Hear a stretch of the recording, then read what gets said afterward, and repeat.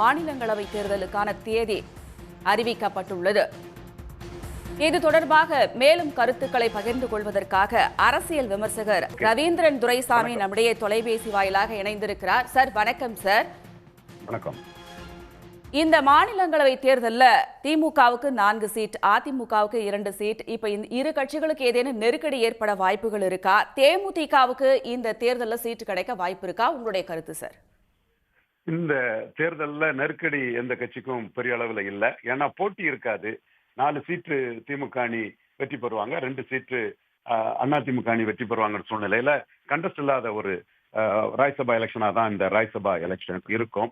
இதுல அதிமுக அணியில ஒரு ராஜ்யசபா சீட்டு அன்புமணி ராமதாஸுக்கு கண்டிப்பாக கொடுக்கப்படும். அந்த ஒரு சீட்டு அவங்க உறுதியாக உறுதிப்படுத்திட்டாங்க.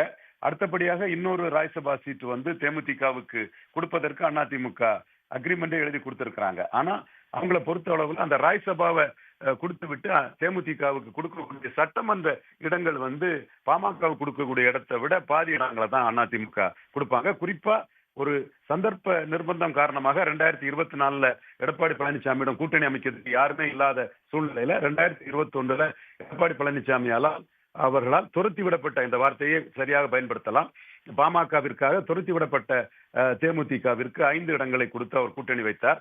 அதில் அவர் ராஜ்யசபா இடங்களை பற்றியும் அக்ரிமெண்ட் போட்டிருந்தார்கள். ஆனால் தேர்தல் முடிவுக்கு பிறகு எடப்பாடியில் வெற்றி பெறுவதற்கும் வட தமிழகத்தில் திமுக அணிக்கு போட்டி கொடுப்பதற்கும் பாமக தான் அவர்களுக்கு முக்கியம் என்ற அடிப்படையில் பாஜக கூட்டணியில் இருந்த பாமகவை பாஜகவை மீறி எடப்பாடி பழனிசாமியை மிகவும் முக்கியமான கட்சி என்ற அடிப்படையில், அவருக்கு மிகவும் முக்கியமான கட்சி என்ற அடிப்படையில் பாமகவை கூட்டணியில் சேர்த்துக் கொண்டார். எனவே இந்திய சூழ்நிலையில் எடப்பாடி பழனிசாமியை பொறுத்தவரையில் அவருடைய கட்சியைச் சேர்ந்த வேலுமணி, ராஜேந்திர பாலாஜி போன்றவர்கள் எல்லாம் தேமுதிக வேண்டும் என்று வற்புறுத்தினாலும் கூட எடப்பாடி பழனிசாமி தேமுதிகவை தட்டிவிடுவதிலே குறியாக இருக்கிறார்.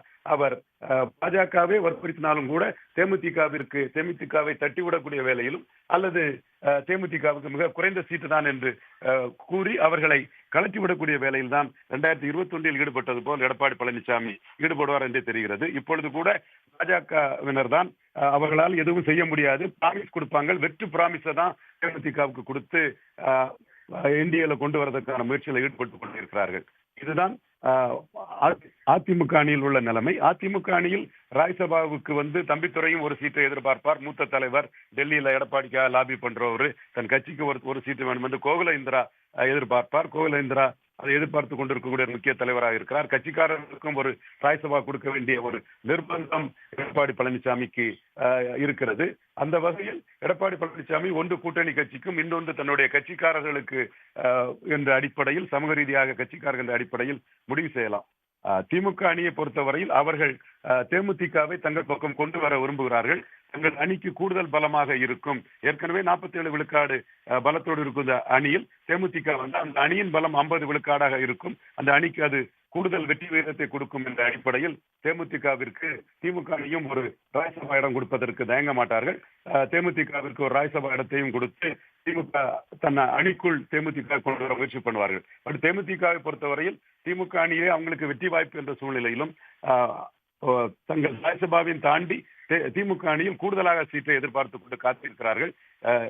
இந்த ராஜ்யசபா எலெக்ஷன் அதிமுகவிற்கு தான் நெருக்கடியை தவிர திமுகவிற்கு 4 இடங்கள் இருப்பதனால் அவர்களுக்கு நெருக்கடி இல்லை என்றே கருதுகிறேன். இணைப்பில் கருத்துக்களை பகிர்ந்து கொண்டமைக்கு நன்றி ரவீந்திரன் துரைசாமி. உடனுக்குடன் செய்திகளை தெரிந்து கொள்ள சன் நியூஸ் பெல் ஐகானை கிளிக் பண்ணுங்க.